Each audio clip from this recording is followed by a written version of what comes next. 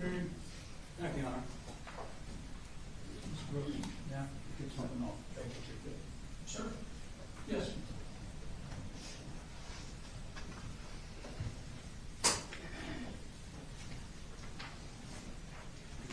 Good afternoon. I want to thank you for your service. It's people like you who take time off from their work, from their daily lives, to come to court and be sure that our justice system is preserved. And for that, we want to thank you.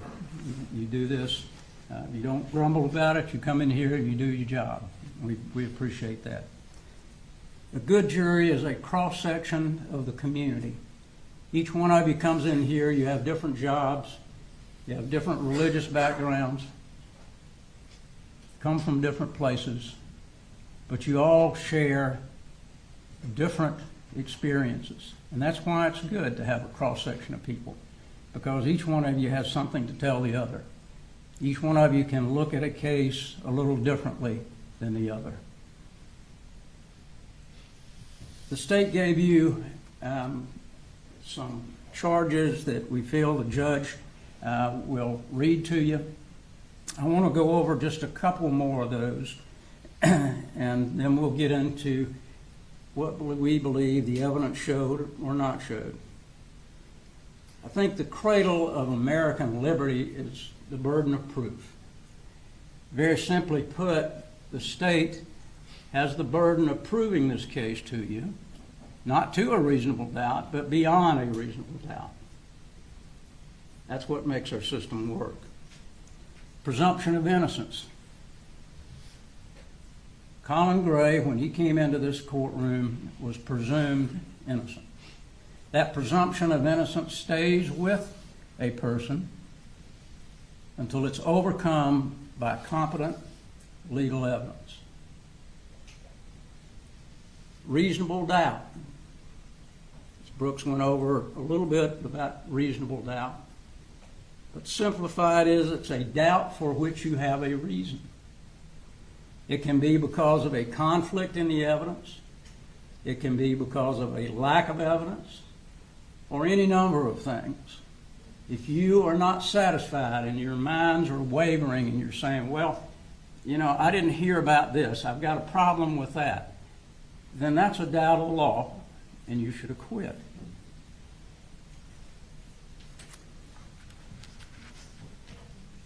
Court's also going to tell you about grave suspicion.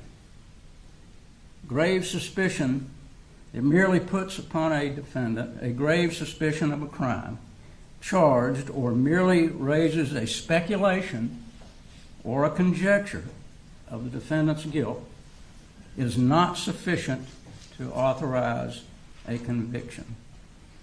Speculation and conjecture is something that we have heard in this case. A lot of speculation.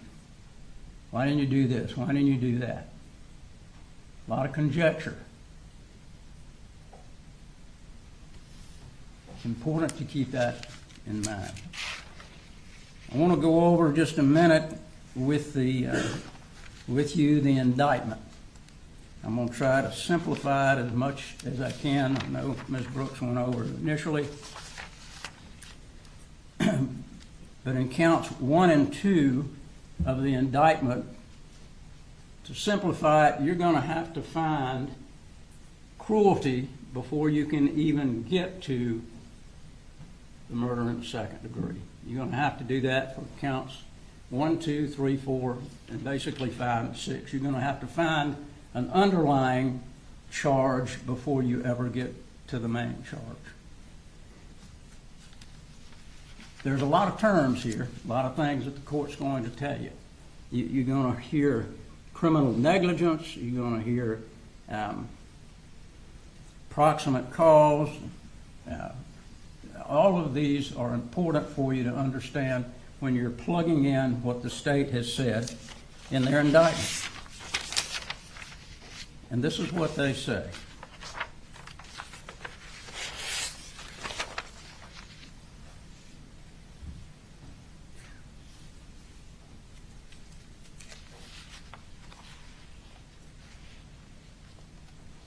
that criminal negligence in the child under the age of 18, cruel and excessive pain by consciously disregarding a substantial and unjustifiable risk. And that this act of allowing Colt Gray, a minor over whom he had custodial responsibility, access to a firearm and ammunition. Let me stop here, because Georgia law does not require a gun be locked up or ammunition be locked up. So that's not a criminal act. Having a gun in the house, having ammunition in the house is not a criminal act. So don't forget that that's not the case. That's not the criminal act, supposedly, that they're indicating.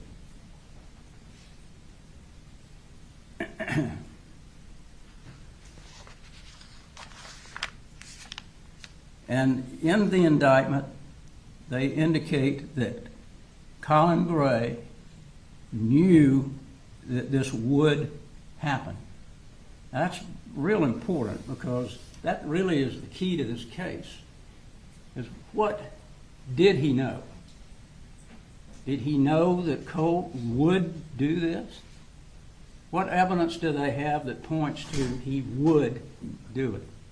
That's what they've alleged in their indictment. And if you'll remember, the district attorney in his opening statement told you he knew it. He said he knew that this was going to happen. How did he know it? Got a child with some issues, but how did he know it? Was there anything that showed that he knew it? That there's a gross deviation. What's gross deviation? That's something that you're going to have to figure out. Was this a gross deviation where he allowed his son to have this gun? It's not illegal to have. These are things that you'll have to look at in the indictment and have to make your decision about.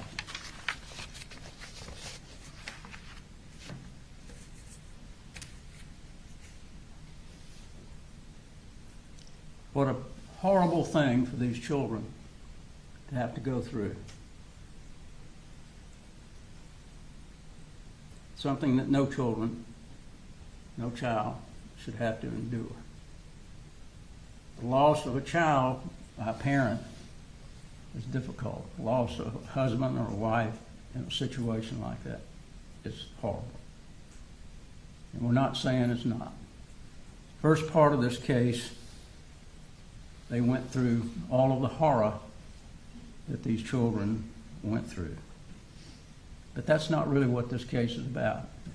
It's not that you decide this case on emotion.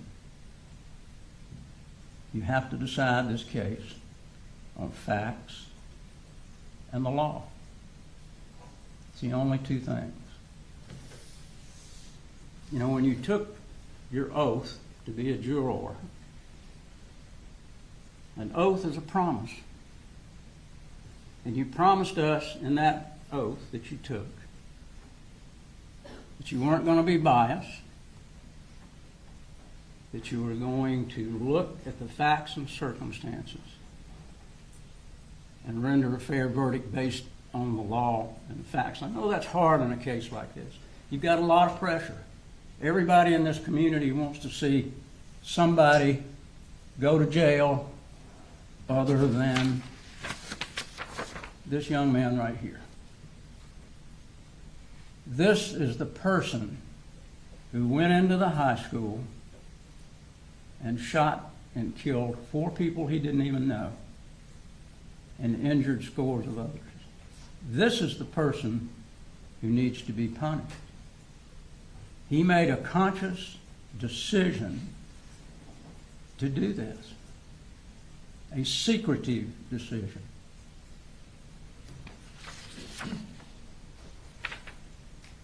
This is the person that should be punished.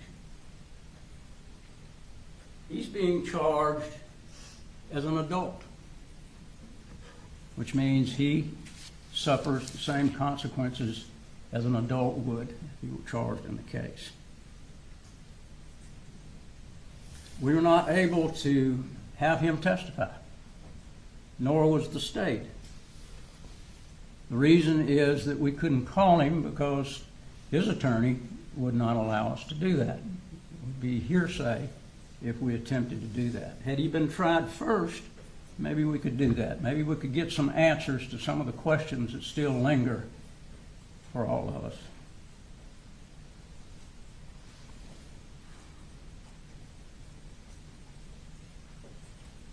Who is Colt Gray? We found out that he was a smart kid, obviously.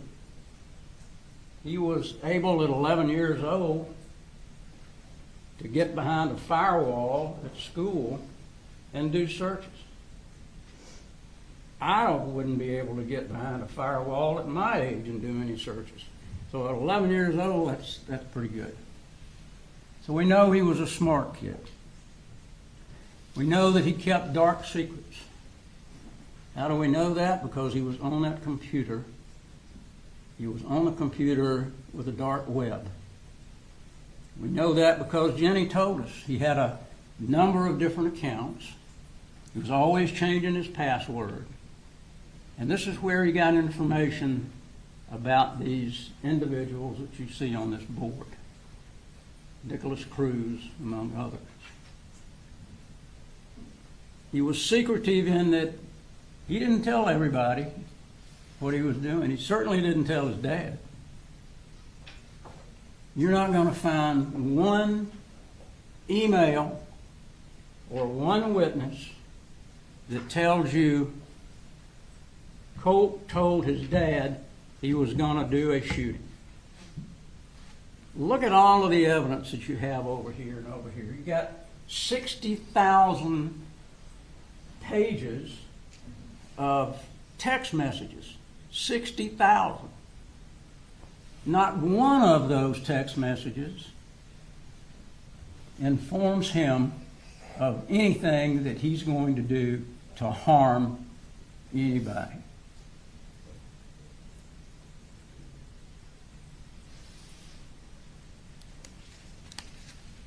We know that Colt had some mental issues. We're not trying to get around that. But what was the extent of those mental issues? We don't even know today, as we are here, what those mental issues were, even today, over a year after this incident.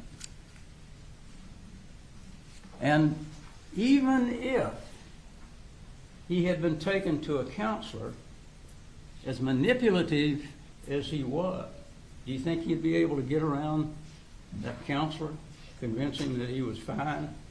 Was his parents that were the problem?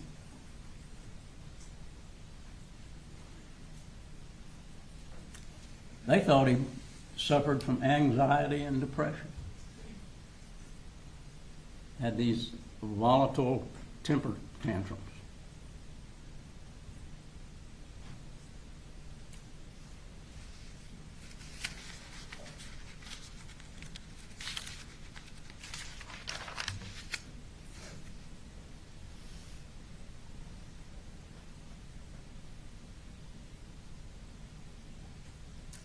As I said, the first days of this trial were pretty emotional. An awful lot of evidence that you have to look at. But certainly we want you to look at it all. They're going to have to show that this was an anticipated and a reasonably foreseen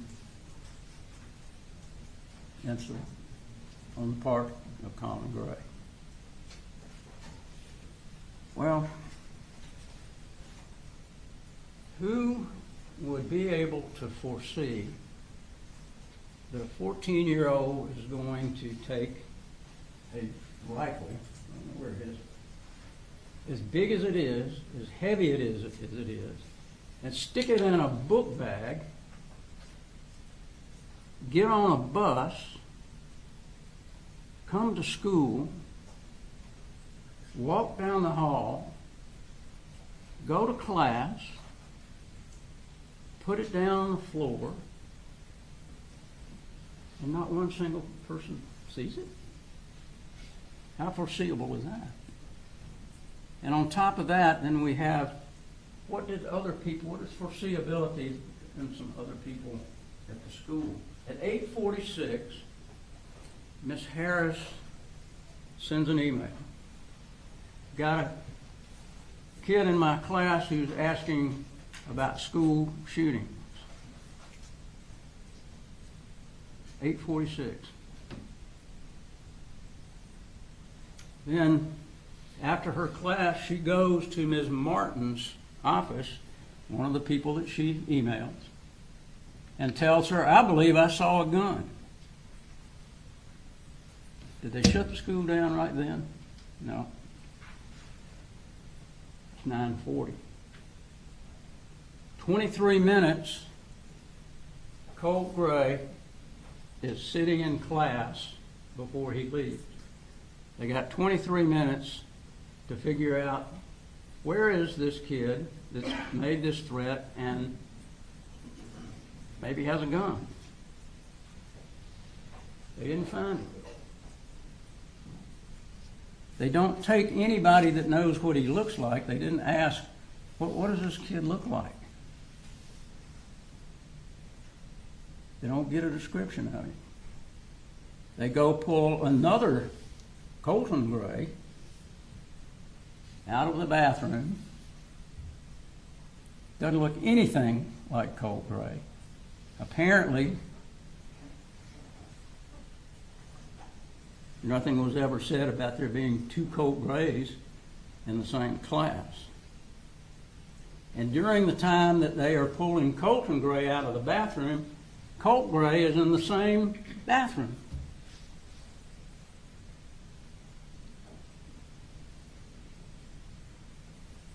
Foreseeability. People miss things. School officials miss things. It's not unusual sometimes that people miss things.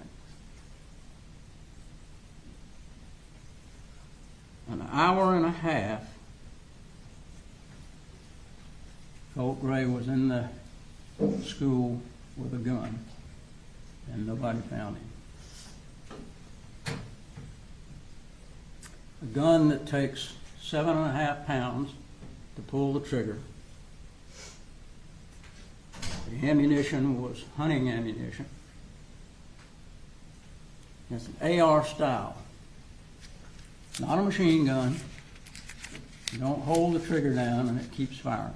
It's semi-automatic, like a 9mm or many other rifles that people purchase.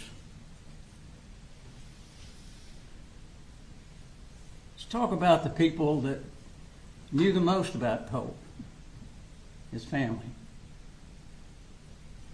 Debbie, his grandmother, told you that he was her favorite, his firstborn son. Told you that he was very manipulative. I think you saw that on the text. If he didn't get what he wanted, he would pitch a fit. Not like some other children. Don't get what they want, they pitch a fit. She told you about the comings and goings of Colt, Colin, and Marcy, and the other children. When they were there, and Fitzgerald, and when they weren't.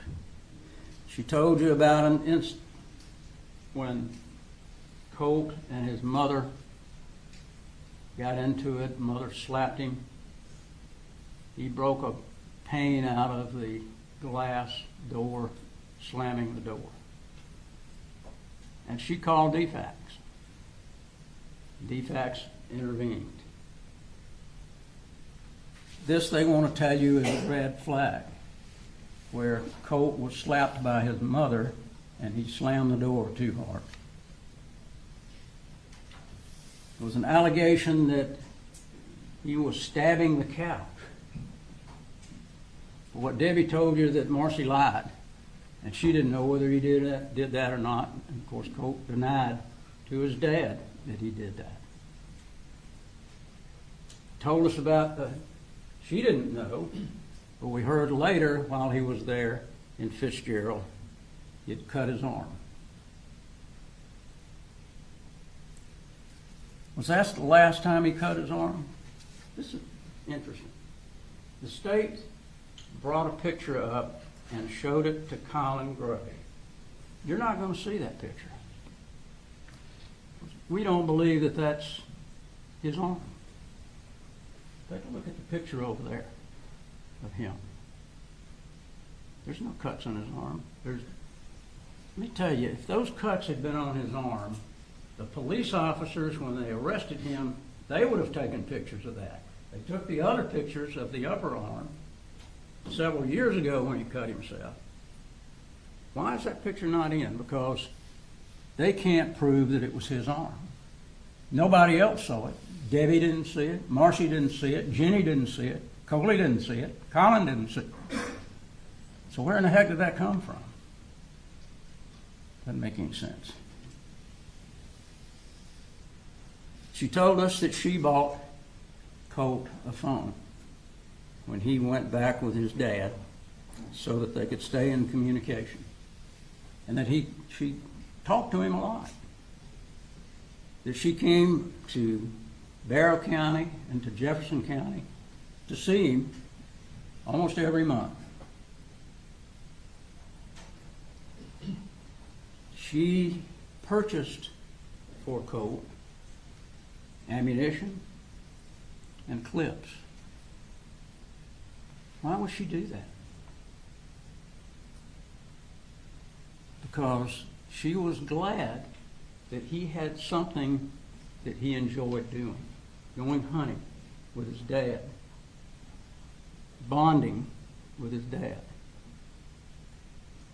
She was not displeased with him purchasing this gun back in December. Otherwise, she would not be purchasing all these items for him. And it's interesting, during the time that Colin and Colt were together in Jefferson and here, we didn't hear one thing about any altercations between Colin or Colt. One of the big things that they want to talk about is this May 23rd, when Jefferson County sent a sheriff's deputy out to the home. You got to view that video. When they came to the home, Colin, come on up on the porch. I'll get him out here. You talk to him.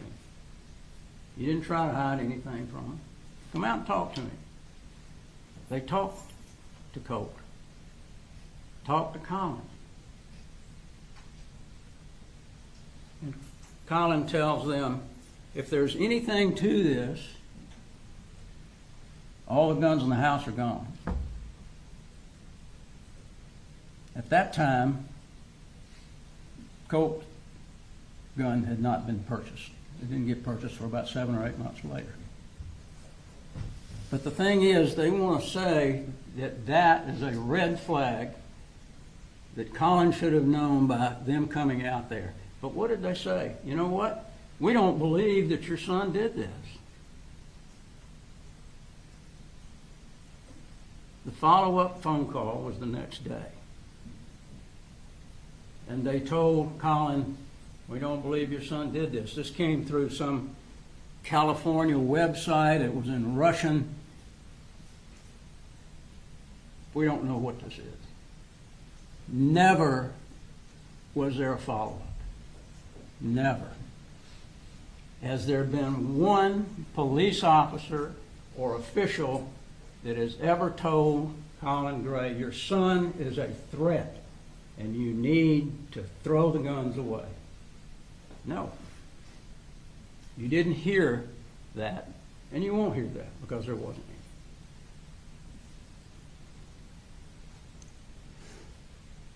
any. Debbie tells us that, unfortunately, she was tied up by her daughter, Marcy.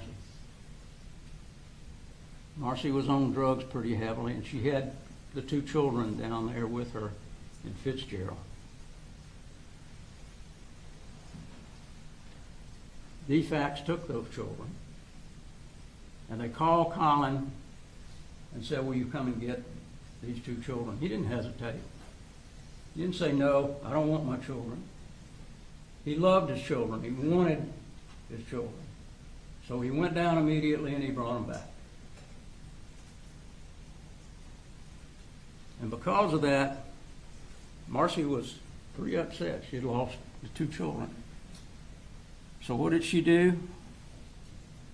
She wanted to borrow her mother's car. She said, I'm going to kill Colin and Colt. Now, if you're a 13, 14-year-old boy, and you hear that your mother wants to kill you, what do you think that does to you? You think you might not be real happy with your mother at that point in time? Do you think that you might think, you know, she might really do that. She might kill me.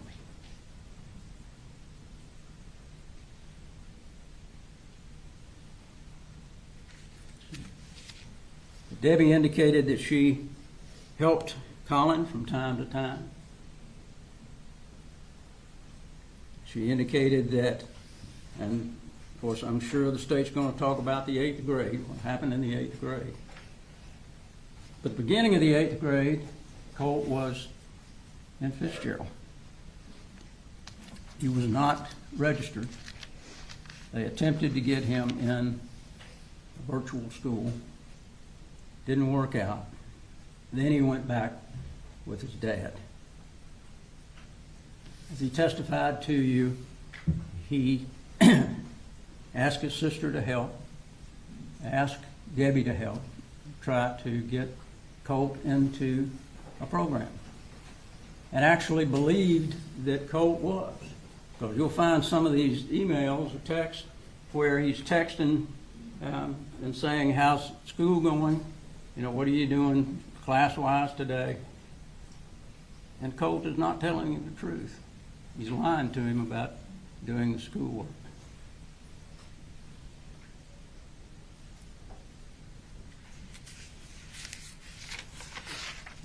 Debbie says that she got a call from Colt to come and get Marcy, because after Marcy got out of rehab, it was decided in the family, let's bring her back and see how that'll work out. She was there about a month. But during that month, she caused all kind of havoc. Debbie told us that she had to come up and retrieve Marcy because of an altercation between she and Colt.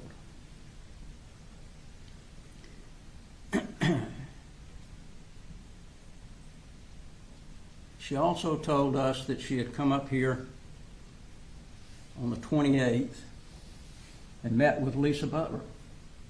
Talked to Lisa Butler about getting Colt into some therapy. You also heard on the 26th, Colt texts Debbie and says, if I do something bad, will you still love me? And of course, she texts back and said, sure. You know what? She never told Colin that. This is one of the problems. Things happen and nobody tells him. How's he supposed to get this? Through osmosis? People don't tell him things. How's he going to know?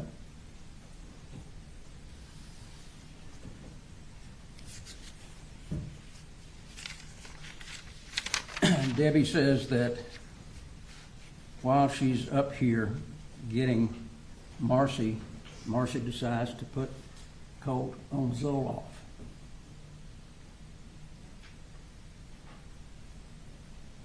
And she said that when she was here and talked to Lisa Butler, she talked to Colin about filling out paperwork to get the counseling.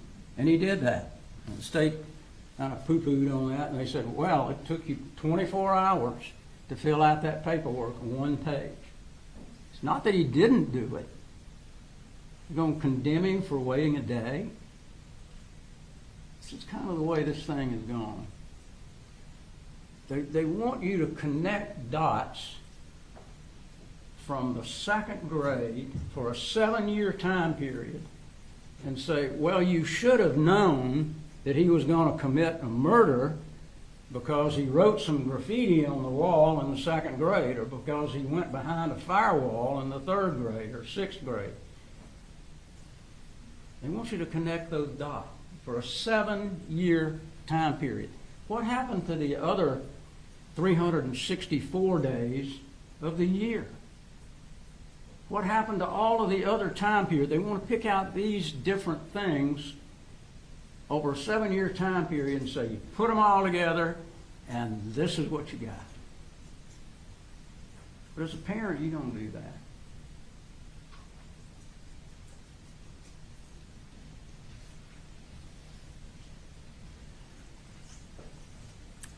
She also told us that she thought Colin was doing a great job with these children. Now, Colin is pulling the wagon. He's working a job.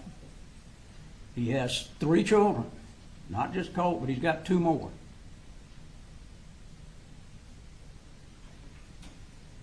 Colt's not easy, but he's having to feed and clothe, pay rent,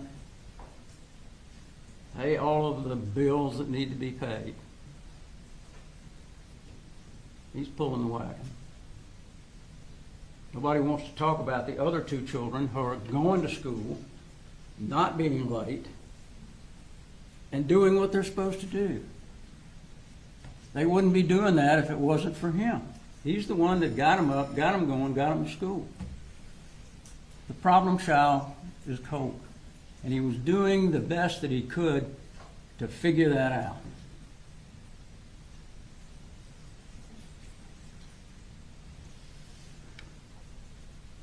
It's interesting, too, that Debbie never told Colt, you need to put these guns up. She never told him that.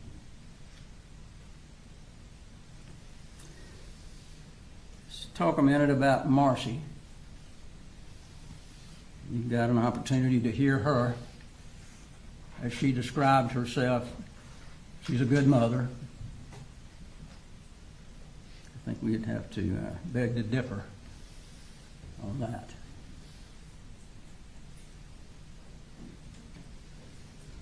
She told us, and really tried to make light of many of these issues. It seems with Marcy, nothing is her fault. Everything is somebody else's fault. And apparently she had no problem with Colt and Colin going hunting.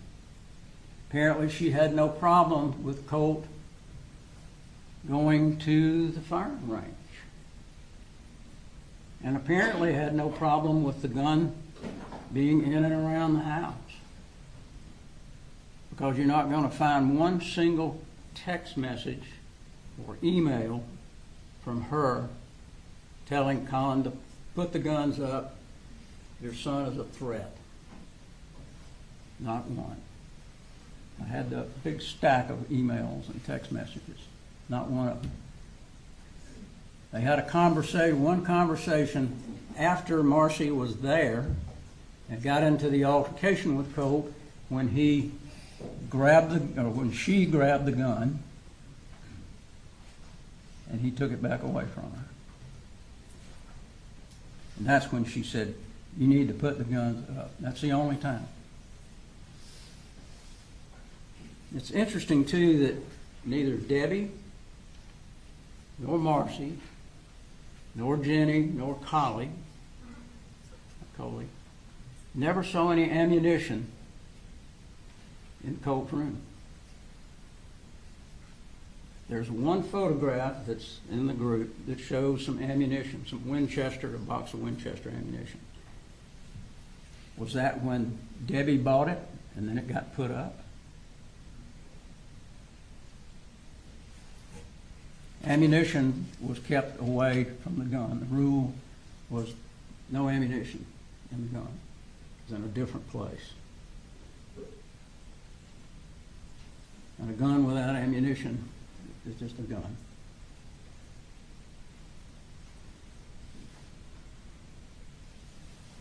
Marcy told us, I didn't see this coming. Here's the woman who is talking to Colt about school shooters. Here's the woman who knows that Colt has put $20 on Nicholas Cruz's account. Here's the woman who's doing searches of school shooters. Here's the woman who's watching documentaries, none of which she told Colin about. There's not one single email about that. The state's going to bring up this right after she was doing the searches. It was a 11 or 14 minute telephone call where the state's going to say it's interesting that right after she does these searches that they're talking on the phone. Neither Marcy nor Colin say that they were talking about the school shooting or looking up what happens to parents in school shooting.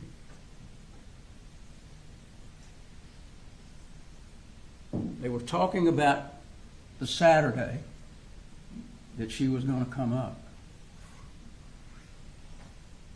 That's what they were talking about. If you remember, they were going to come up, she wanted to come up on Saturday and take Colt to Advantage. But that didn't happen. Didn't happen because Colin didn't want it to happen. He didn't want her to get up here and have another altercation, Colt have another altercation with the mother.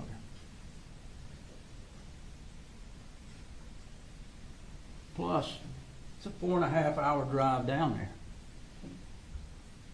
And a 4.5 hour drive back. That's 9 hours. So what did she expect? He's going to drive there, leave at 6 in the morning, and then drive another 16 hours total, there, back, and still have time to take Colt to Advantage. Doesn't make any sense. That was not going to be the plan.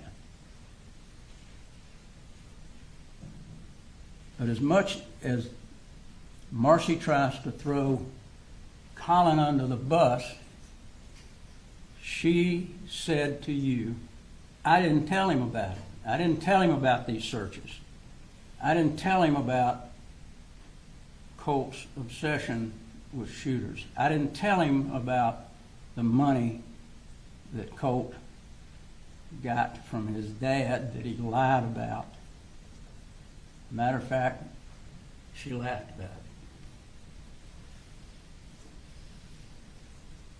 And she says, I didn't see it coming.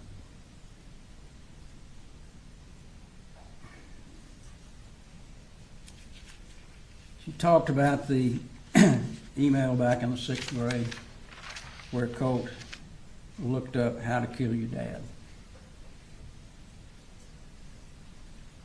Colt explained that to his dad. As you heard, there were a number of boys that were talking about it, and he just looked it up. We don't know whether any of the other boys got ISS like he did. We know that Colin wasn't even told about it for a couple of months.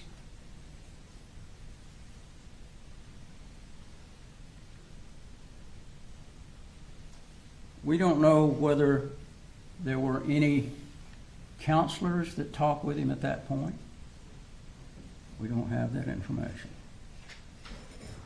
What else did Marcy do? Well, she keyed writing something nasty on Colin's truck, causing him to lose his job. Hard to get another job in the business that he's in. But he was able to get a good job, and he was making good money. And he was buying his children things. Not only Colt, but Jenny and little Colt.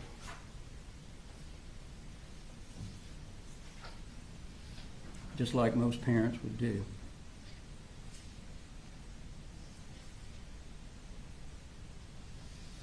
The altercation that she had with Colt when she came back here after she had been in rehab, she told a different version than what Colt told his dad. And it's interesting that Jenny also said it was Mother who went and got the gun. So who would Colin believe? Jenny and Colt, or Marcy, who lies all the time? Marcy is the one that dyed Colt's hair blonde shortly before this incident.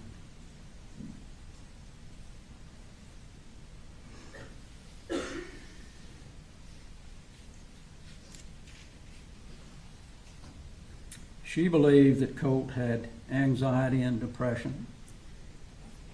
And she told you that she had talked to her psychiatrist about Zoloft. Why did she not talk to her psychiatrist about Colt? Why did she not say, he's having some anger issues, he's having anxiety, what do you think we ought to do? She never did that.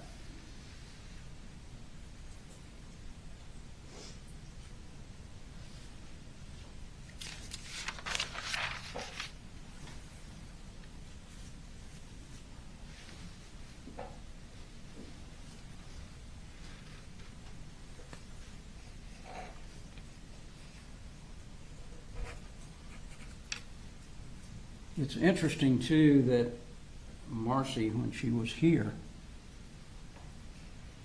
never said anything about seeing this collage of photographs that's been shown to you a ton. She never saw it. Debbie never saw it, which is interesting because she said, you remember, she came up here to clean up Colt's room. So surely, if it was on the wall when she was here, she would remember it. But she didn't.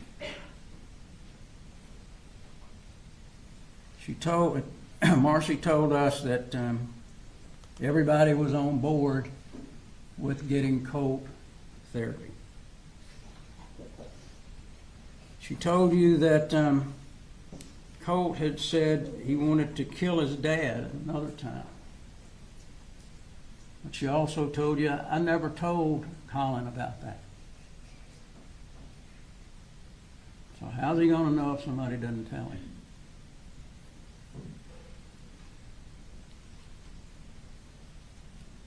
But she says, I didn't see it coming. And then she said, I can't picture him hurting anyone. It's the last thing that I would have thought. That's what she said. You heard from Jenny.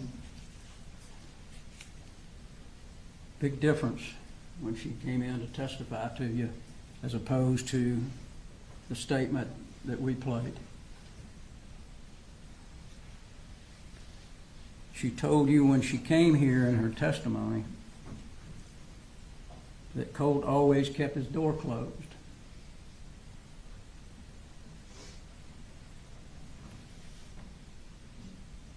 She also said that her dad asked to cover for. Cover for what? Ask her to lie about what?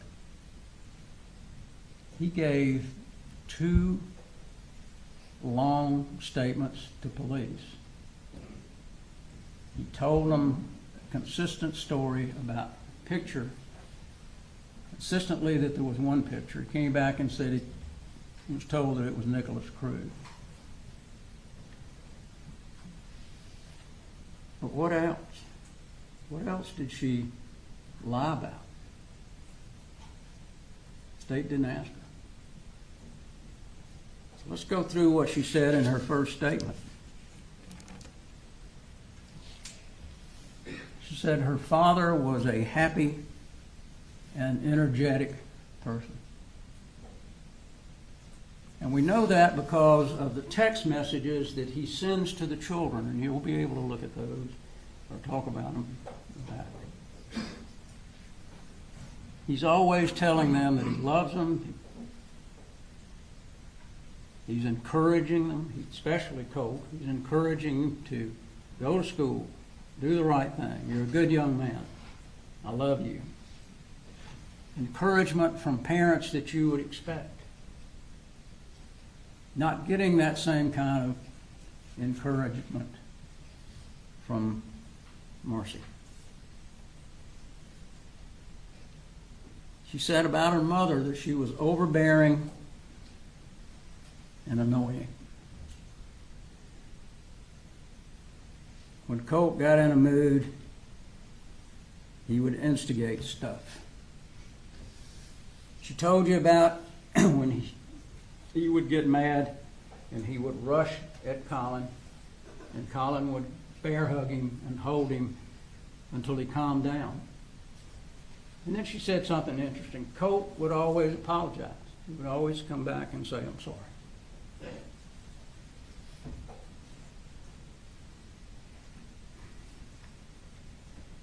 She said that her dad was close to getting him in therapy. And she told you about the burner accounts that Colt had. That he had numbers of accounts, and his dad did not know. She said specifically, Dad doesn't know anything about it. She said that Colt had talked with her about school shootings, but Dad didn't know. She never told Dad.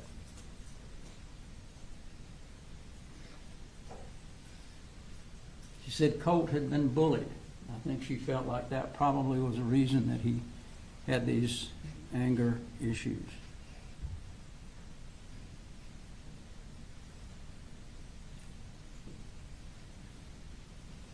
And then she said, the morning that this happened, I saw this book bag,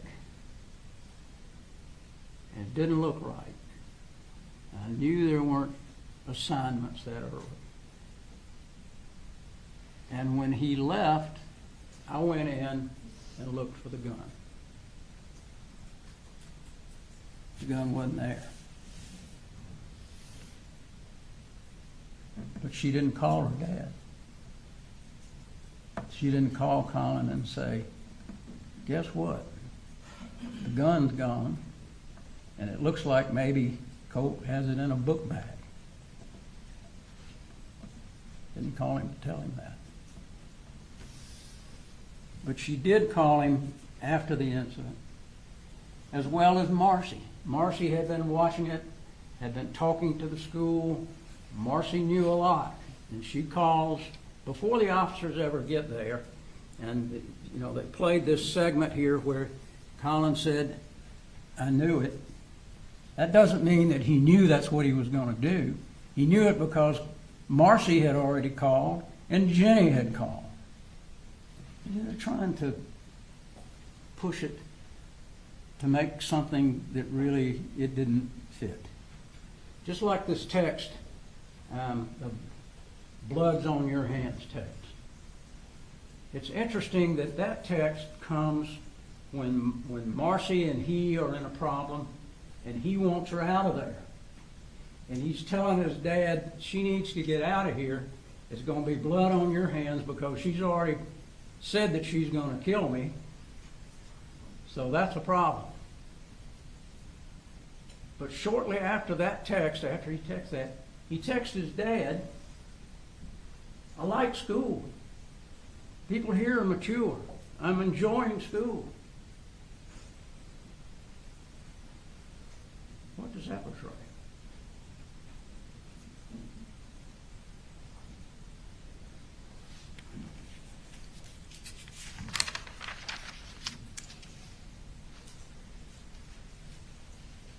I want to talk just a minute about Lisa Butler, too.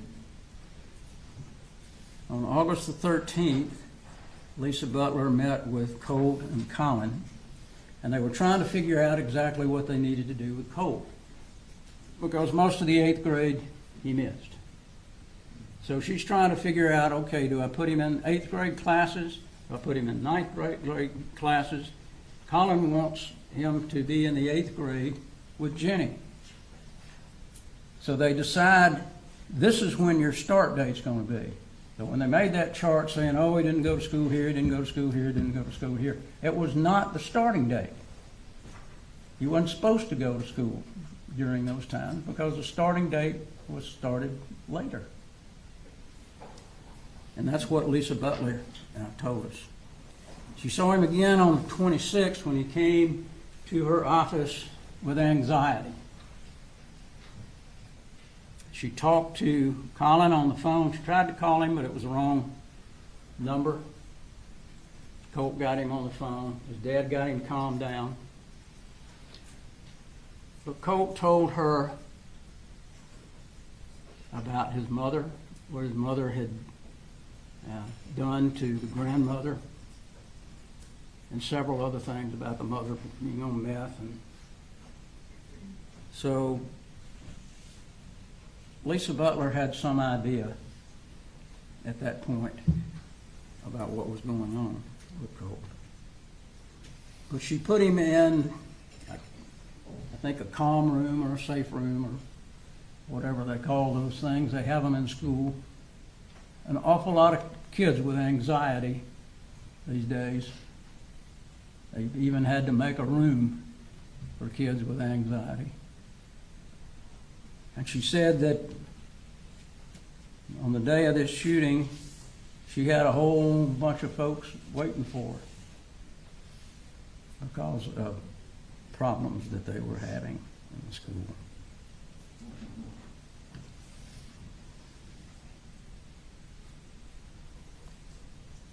She said that she got a telephone call that morning from Marcy, explaining that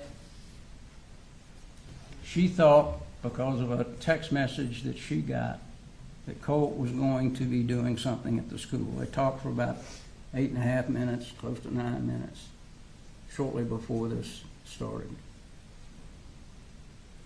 She also told us that she had Colin fill out paperwork for Jade Baker to start therapy. You saw the letter that Jade Baker sent saying, I will meet with Colt the first part of next week. I think Colin believed that it was going to be on the 5th, which would have been a day later.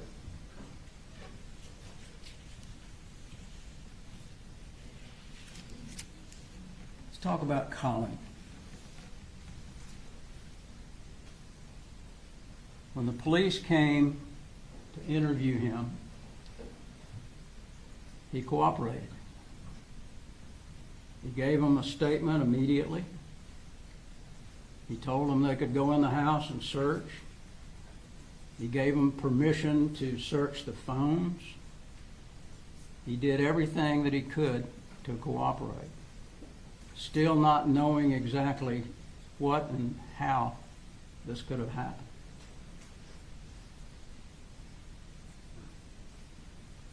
You didn't have to do that. but he did. And then he gave in another statement the very next day. Didn't try to get a lawyer to go with him. Went by himself.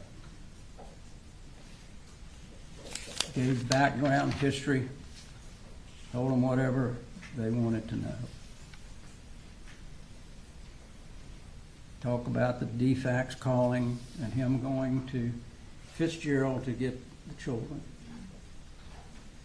Now, does this sound like a parent that doesn't care? Does this sound like a parent who's just going to slough off his kid? He wasn't out running the road at night. He wasn't drinking. He wasn't hitting on his kids. He would come home and he would deal with the kids every night. And on the weekends, he would take them places. He did things with the kids. He wanted the kids to be happy.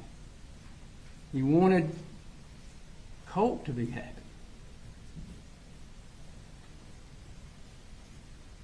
And he thought, and you probably will remember this, when he took Colt hunting and Colt shot his first deer, he told him going in, don't expect to even see a deer. But there he was. And he shot the deer, and he told you, that was one of the happiest days of my life, because Colt has accomplished something. He is going to have a bonding with me now over hunting, going to the target range. There's absolutely nothing wrong with going to the target range. There's absolutely nothing wrong with hunting. You don't have to put a gun in his name. As you remember, what Colin said was, I bought the gun at Christmas, but I told him, when you get to be of age, I'm going to give it to you. This is just for you to use. It's not yours until you come of age.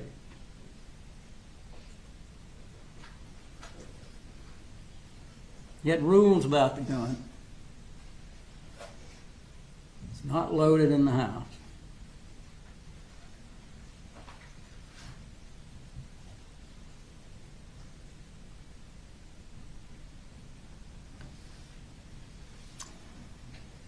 That if any of these rules are broken, the guns are out of here. Now, the state says, well, you got these gun locks. If a kid is motivated, if he's been victimized by this dark web, and we don't know exactly when all this dark web stuff started, but if he's smart as Colt was, what do you do with a gun lock? Take a big old pair of wire cutters, cut that thing off.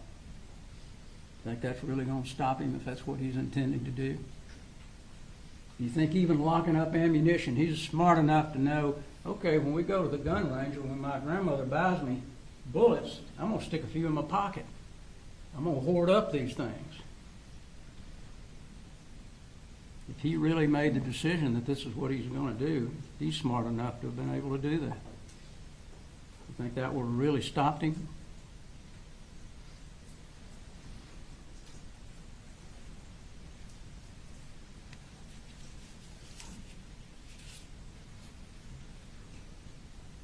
Colin told you he never had a reason to believe that Colt would harm anybody with this gun. He had never told him anything about harming anybody with a gun. He had never threatened with a gun. It was a trust thing. It was a trust between he and Colin, because they needed that. They needed that trust, because he wanted, the best way he knew how, try to help his son fit in, do something that he enjoyed, feel good about something.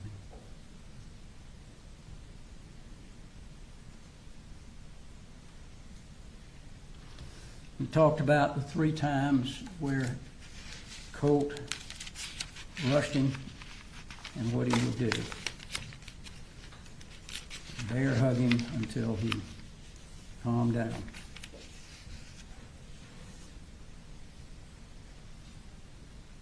He told you about the screwdriver incident. The screwdriver incident was where he had bought some tools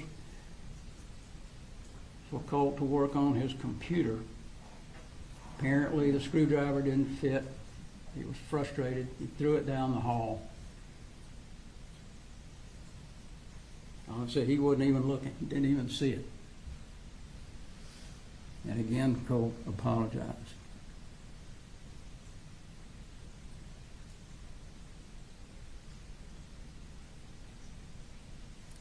The state's going to pick out, I'm sure, some messages that don't look great, but you got to look behind what these messages are. Look at the whole colloquy that they are having. And you'll see other messages. Did you make it to school today? I'm proud of you. I love you. You're a good young man. And all the while dealing with two other children. He's trying to pull that wagon the best he can.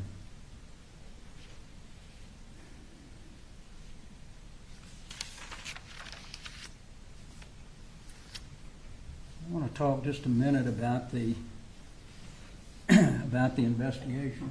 See how I'm doing time-wise. How much time I got left here? So 2:47 is your cutoff. I'm working on it. The investigation in this case, the one thing that jumps out is, you'll see the picture of the computer that's on the floor, and there's a drill there. Now, did anyone tell you what happened to this computer? Were they able to get the chip out of it? Were they able to look into this computer and find out when he was talking on the dark web, who he was talking to, what information they had, how long had he been talking on the dark web? We don't have any of that information. We don't even know whether there was any damage to that computer. We got 60,000 pages of other stuff, but we don't know what all was on Colt's computer. Another thing we don't know, we saw on the video at 8:03, he's texting somebody. It certainly wasn't Colin, it wasn't Marcy, it wasn't Debbie, it wasn't Jenny. So who was it? Was it somebody on the dark web? Was it somebody telling him, hey, watch the news, I'm getting ready to do something? We don't know.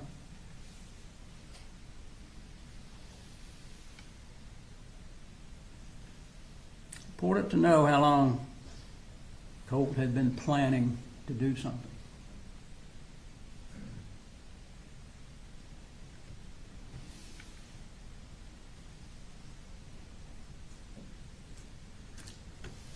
Another thing that was interesting, you'll see back there, I think it's number 46 maybe, there's a trash can.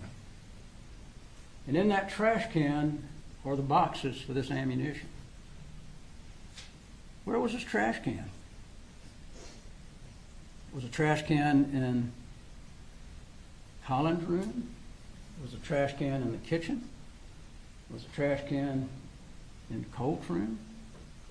Wouldn't it make sense that he would be loading that gun that morning and throwing it in the trash, because that's what's on top of the trash, you can see it. But we don't know where he loaded the gun. We saw one shell apparently that fell out when he was loading that landed in a mask. Do you know what room that was in?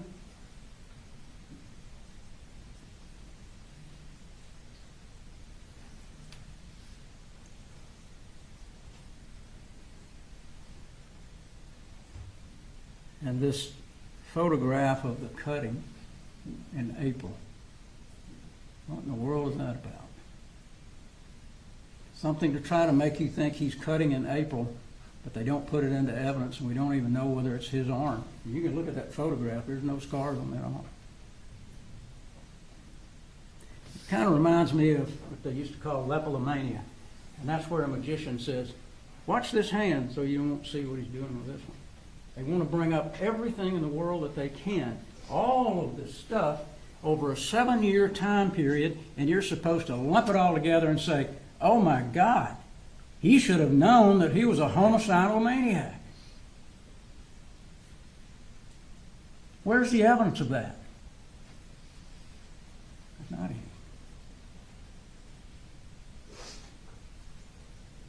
This alleged shrine that they talk about. It's interesting, they didn't even ask Jenny in the statement that they took from her first if she remembers seeing it.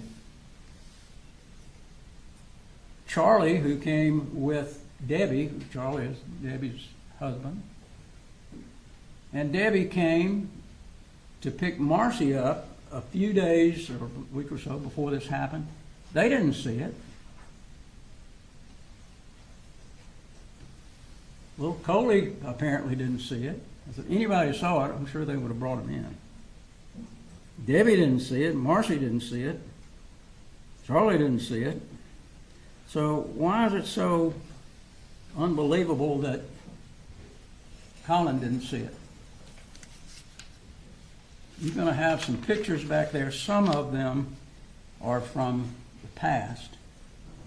Look at them closely to see whether they match up with what was on the wall when they went over after the shooting at the high school.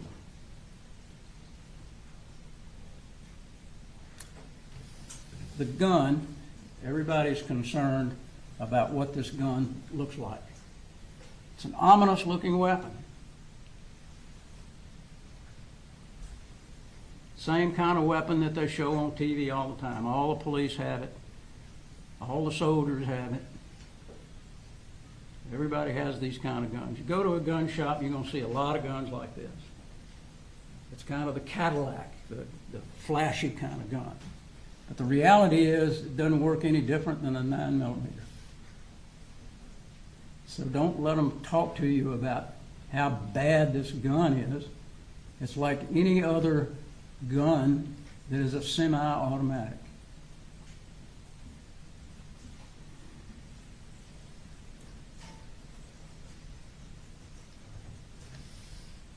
As I mentioned before, there's only one picture of bullets. Nobody, not Marcy, not Debbie, not Jenny, nobody has said they ever saw ammunition in Colt's room.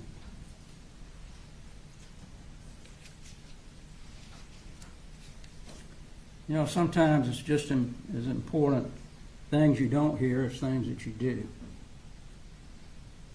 You didn't have one single message from Colt to anybody that he ever contemplated himself doing a school shooting.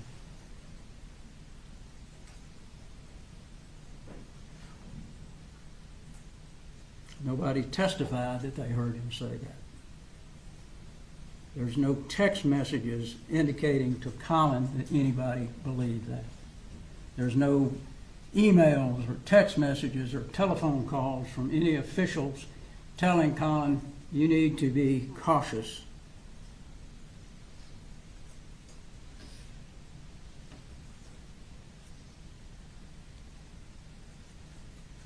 Your son is a credible threat to people. Nobody ever said that.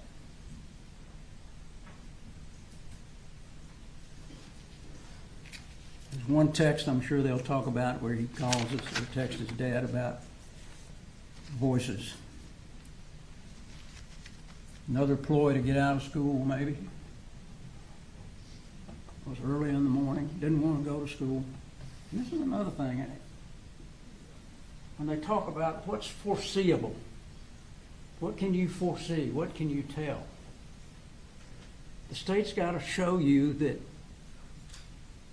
he knew that Colt would, not could or not possible, but that he would. That's in their indictment. They have to prove what's in that indictment.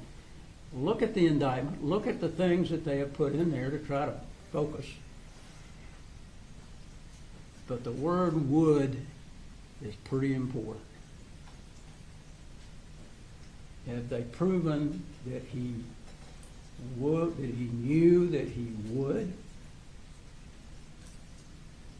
Absolutely not. What's foreseeable and what's unforeseeable?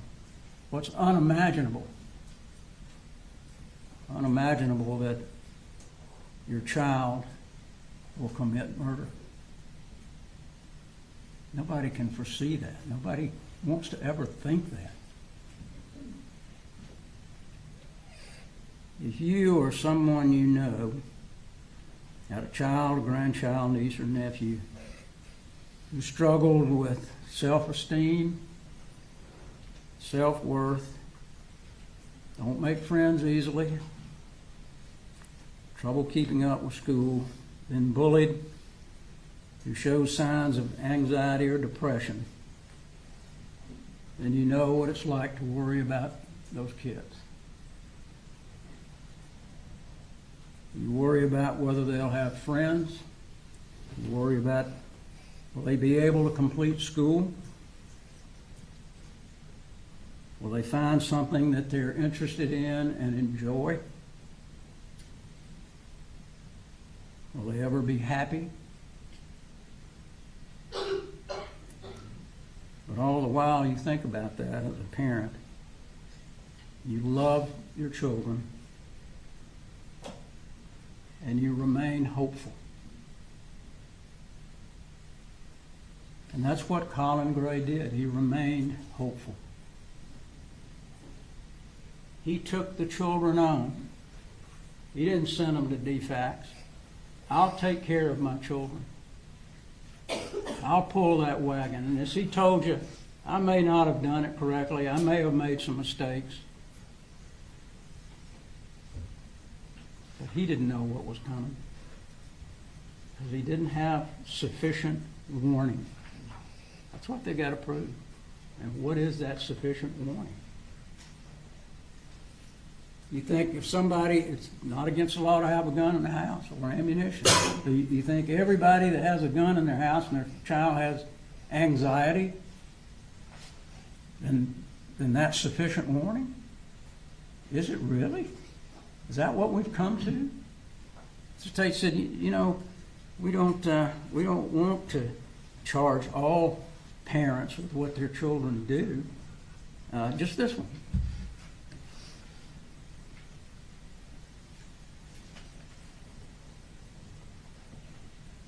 What the state said, their little colloquy about someone taking the car, and getting in a wreck, they're not going to charge it.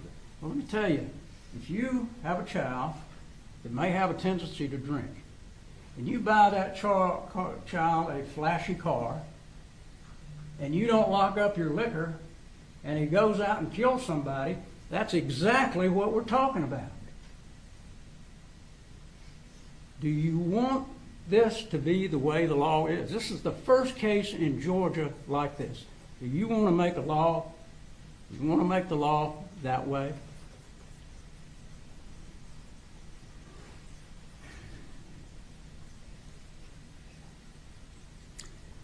You know, with kids, there's always ups and downs. You always hope to manage their downs. And Colt had some downs. But Colin managed them. He took him to play golf, he took him to do other things, fish, and he took him to hunt, and he took him to target practice. And he never in a million years thought that this son that he loved was going to turn out to be the monster that killed these people. As he told you on the stand when the state was questioning, I never saw that evil before. You saw his reaction when he had to watch that movie. That's the typical reaction of a father who cares and did what he could. It wasn't that he wasn't going to get him therapy. It wasn't that he... State's going to say, well, he could have done it the day before. He could have done it a week before. They had a plan. And his plan was Lisa Butler, through Jade Baker, is going to talk to Colt, and they're going to suggest to me what we need to do. I've looked at some other places as fallback places. I've emailed people.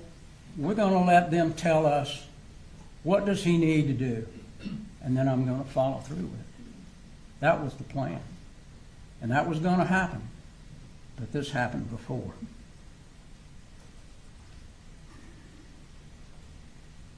Ups and downs, but you got to stay positive. You got to try to keep that trust between you and your child. What never enters your mind as a parent who loves their child and who thinks they understand their child, that they could plan and carry out such a horrific shooting. The state spent a lot of time attacking the decisions of Colin, and at times even mocking his efforts with Colt.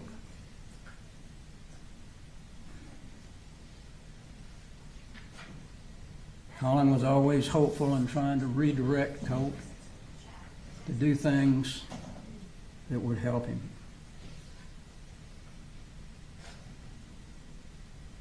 Deal with his depression. The state disregards those attempts and tries to demonize Colin, but it's fundamental, natural, innate in parents that they are wired to see the best in their children. We always want to see the best in our children. We always want to try to do the best that we can for our children.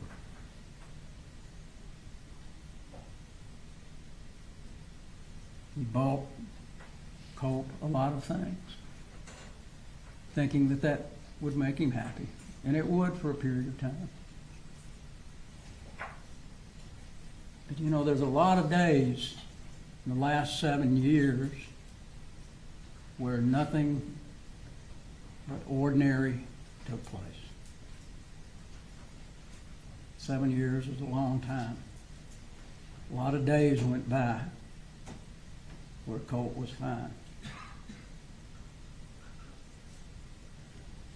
Don't follow the DAs down this slippery slope of attempting to hold parents criminally responsible for what their children do. Our Constitution is based on we the people. We the people that sit here and we the people that sit over there. And we the people demand that the state prove the case beyond a reasonable doubt. Of the three forms of government, the executive, judicial, and legislative, the judicial is the only one where we the people get to directly make a decision about our fellow human beings. You get to decide. The state doesn't get to decide. We don't get to decide. The state gives you facts. We give you facts. The judge gives you the law. And you make the decision. The state would like for you to think that the system works when you find somebody guilty. But let me tell you, the system works also when you can say to the state, wait a minute, you know, there's some things missing here. I don't understand how this could be. There's conflicts in the evidence.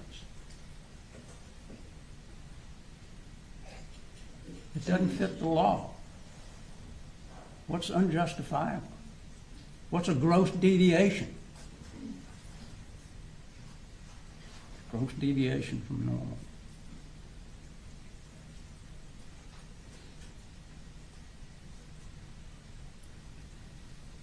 The decision is now up to you. Like I told you in the beginning, We appreciate the opportunity to have you as jurors on this case. Everybody's been very attentive, and I think that's certainly important. And I know that you will give Colin every consideration based on what you've heard.